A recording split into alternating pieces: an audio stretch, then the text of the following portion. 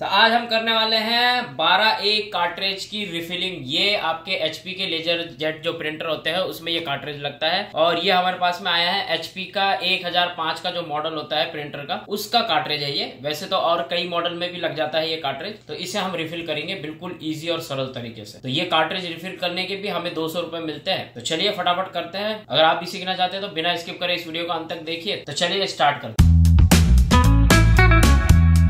ये है हमारे पास में इसका पाउडर। ये पाउडर इसमें डलेगा, लेकिन इससे पाउडर डालने से पहले इसकी अच्छे से सर्विस करके फिर ये पाउडर डालना होता है। तो चलो मैं इसे पहले खोलता हूँ और फिर दिखाता हूँ कि कैसे रिफिल करेंगे और कैसे सर्विस करेंगे।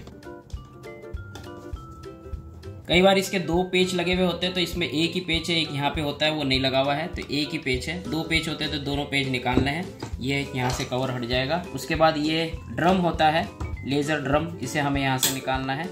तो ये है रोलर, इस रोलर को भी हमें यहाँ से निकालना है आराम से। ये देखिए ये निकल गया। उसके बाद में हमें ये स्प्रिंग को निकालना है। ये स्प्रिंग भी बहुत ज़रूरी है, अगर ये नहीं लगाएंगे तो ये कार्ट्रिज काम नहीं करेगा। अब हमने इसमें पेच निकाल दिए हैं। तो ये वाला पेचकस हमने स्पेशल बनाया है, इस तरह से टेढ़ा करके यहाँ से नोक। तो इस पेचकस से हम यहाँ लगे हुए ये लॉक को बाहर निकालेंगे। ये एक इसकी पिन लगी हुई है, लॉक पिन, इधर से भी ये लॉक पिन लगी हुई है। तो इसे हमें अंदर से पुश करना होगा थोड़ा, बाद में हम इसे पेचकस से खींच के निकाल देंगे। ये देखिए इधर से पुश करते ही ये पिन इधर आ गई, और सेम इधर की पिन भी हमें ऐसे ही करनी है। तो ये दोनों पिन आ गई, ये एक पिन,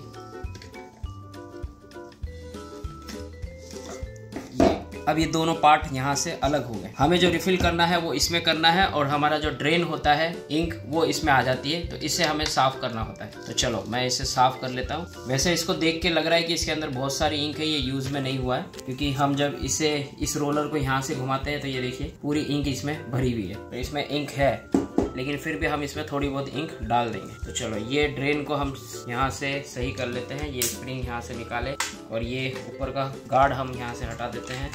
उसके बाद हम इसे खोल के इसकी सारी इंक साफ कर देंगे। ये हमने पेज खोल दिया है और यहाँ से हम इसे उठा लेते हैं। तो देखिए इसके अंदर भी कुछ नहीं है, ये भी साफ सुथरा और खाली पड़ा हुआ है, वरना यहाँ पे बहुत सारी इंक भरी हुई रहती है। तो ये हमने इसे साफ कर दिया। इसमें भी इंक नहीं है, तो इसे भी हम साफ कर लेते हैं, और ये कपड़े से आराम से साफ हो जाता है। ये देखिए, क्योंकि ये इंक चिपकने वाली इंक नहीं होती। ये जो पाउडर होता है ये चिपकने वाला पाउडर नहीं है, मैग्नेटिक पाउडर होता है ये। तो इसे हमने वापस यहाँ लगा दिए।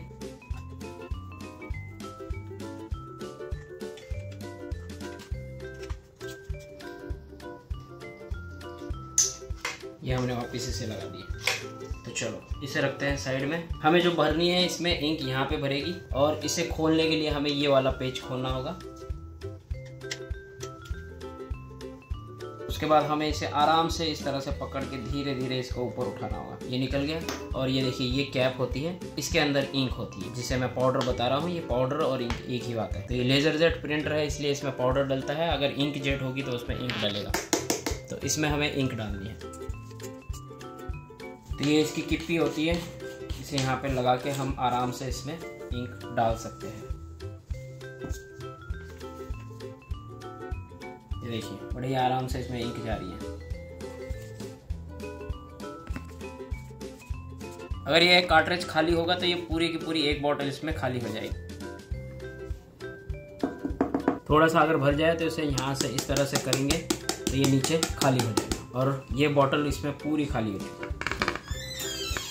तो ये पूरी बोतल इसमें खाली हो गई है। अब ये कैप इसे लगा देना है, और ये जैसे ढक्कन हमने इसका निकाला था कैप, वापिस इसे एज इट इज ऐसे ही लगा देना। ये लग गया। तो ये हो चुका है, और इसे जब हम घुमाएंगे तो ये देखिए यहाँ पे ये इंक आ जाती है। ये मैग्नेटिक इंक है, ये देखिए ये मैग्नेटिक इंक है, और ये मैग्नेट होता है, मैग्नेट रोलर है ये। तो चलो इसमें हो गई इंक रिफिल, और अब इन दोनों को आपस में वापस मर्ज कर देते हैं, और इधर से इसकी पिन लगा देते हैं। बस ये पैक हो जाएगा।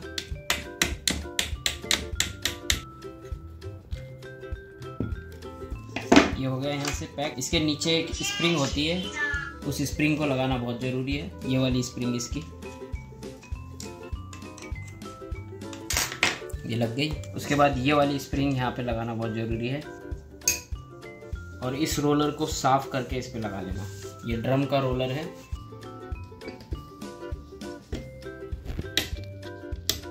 ये इस तरह से लॉक हो जाता है। उसके बाद ये ड्रम को अच्छे से साफ करके इस पे लगा लेना है। ये लग गया और इस कैप को लगा के इस पे पेच लगा देना। That's it।